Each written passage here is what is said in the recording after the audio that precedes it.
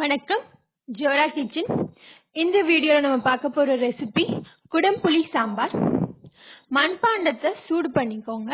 அந்த மண்பாண்டம் சூடான வாட்டி 1 டேபிள் ஸ்பூன் எண்ணெய் ஊற்றி அது சூடான வாட்டி 1 டீஸ்பூன் கடுகு சேர்த்து வெடிக்க விடுங்க. அது வெடிச்ச வாட்டி 1/2 டேபிள் ஸ்பூன் கடலைப்பருப்பு, 1/2 டேபிள் ஸ்பூன் உளுத்தம் பருப்பு, 1 வரமிளகாய் வாசனைக்காக சேர்த்து நல்லா வதக்குங்க. 1 நிமிஷம் வதக்குன வாட்டி 3 பல் பூண்டு தோலோட இடிச்சு சேர்த்துக்கோங்க. அந்த பூண்டோட வாசனை கொஞ்சம் வர வரைக்கும் வதக்கிட்டு 1 கைப்பிடி கறிவேப்பிலை சேர்த்து நல்லா கிளறி விடுங்க. அதுக்கப்புறம் 10 பல் சின்ன வெங்காயம் சேர்த்து நல்லா வதக்குங்க. லைட்டா அந்த வெங்காயத்தோட கலர் போற வரைக்கும் வதக்குனா போதும். அதுக்கப்புறம் 1 முருங்கைக்காய், 2 கேரட் நறுக்குனது சேர்த்து நல்லா கலந்து விடுங்க. உங்களுக்கு என்ன காய் வேணுமோ சேர்த்துக்கலாம். நாங்க கொஞ்சம் காய்கறி சாம்பார் மாதிரி செய்யறோம், அதனால 2 காய் சேர்த்துருக்கோம். நல்லா கலந்து விட்டீங்கன்னா காய் நல்லா வேகும், ஃப்ளேவர் கிடைக்கும். அதுதான் ரொம்ப ஆரோக்கியமானது.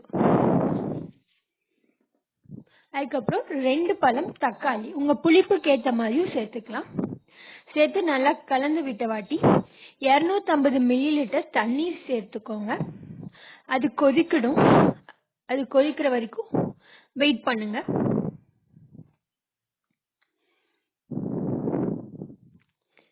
குடம்புளியில சமைக்கிறதா இருந்தா மண்பாண்டத்துல தான் சமைக்கணும்.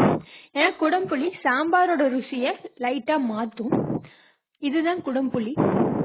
குடம்புளி மீன் குழம்பு அப்படிங்கறது நம்ம தமிழ்நாட்டோட பாரம்பரிய ரெசிபி.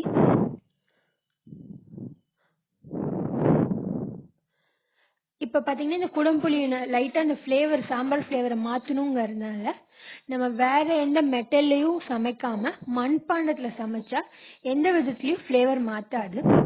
இத 10ல இருந்து 15 நிமிஷம் சுடு தண்ணியில இல்ல 1/2 மணி நேரம் நார்மல் வாட்டர்ல ஊற வச்சிடுங்க. அதுக்கப்புறமேட்டு நம்ம மண்பாண்டத்துல கொதிக்கிறதுக்கு வெயிட் பண்றோம் இல்லையா, அது கொதிக்க ஆரம்பிச்சு ஒரு 2 நிமிஷம் ஆன வாட்டி இந்த குடம்புளிய சேர்த்துக்கோங்க.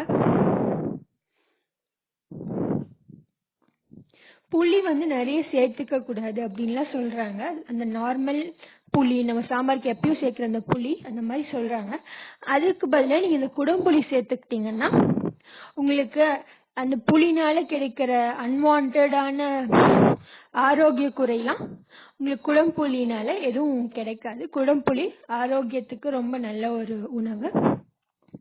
இப்ப நம்ம குடம்புளி சேர்த்து நல்லா கலந்து விட்டுடலாம். அது ஒரு 2ல இருந்து ஒரு 3 நிமிஷம் கொதிக்கட்டும். அதுக்குள்ள இந்த பக்கம் 1/4 டம்ளர் துவரம் பருப்பை 1/2 மணி நேரம் ஊற வச்சுட்டு வேக வச்சு எடுத்து வச்சிருக்கேன். அதுல ஒரு 2 சிட்டிகை மஞ்சள் சேர்த்து நல்லா இடிச்சிட்டு நான் இந்த கொதிக்கிற கலவையில சேர்த்துக்கிறேன். சேர்த்து நல்லா கலந்து விடுங்க. இது ஒரு 2ல இருந்து ஒரு 3 நிமிஷம் கொதிக்கட்டும்.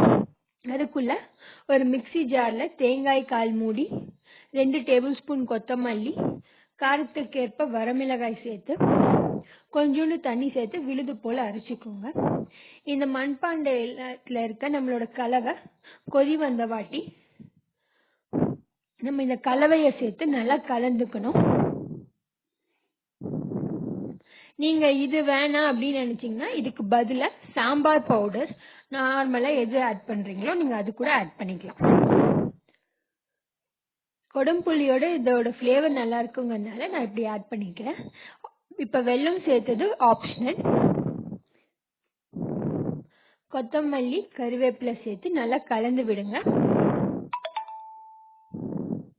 ஜோரா கிச்சனுக்கு லைக் பண்ணுங்க, ஷேர் பண்ணுங்க, சப்ஸ்கிரைப் பண்ணுங்க. உப்பு, பெருங்காயம் சேர்த்து நல்லா கலந்து விட்டு ஒரு 3 நிமிஷம் கொதிக்கிற வரைக்கும் வெயிட் பண்ணுங்க. கொதிச்ச வாட்டி நம்மளோட குடம்புளி சாம்பார் தயார்.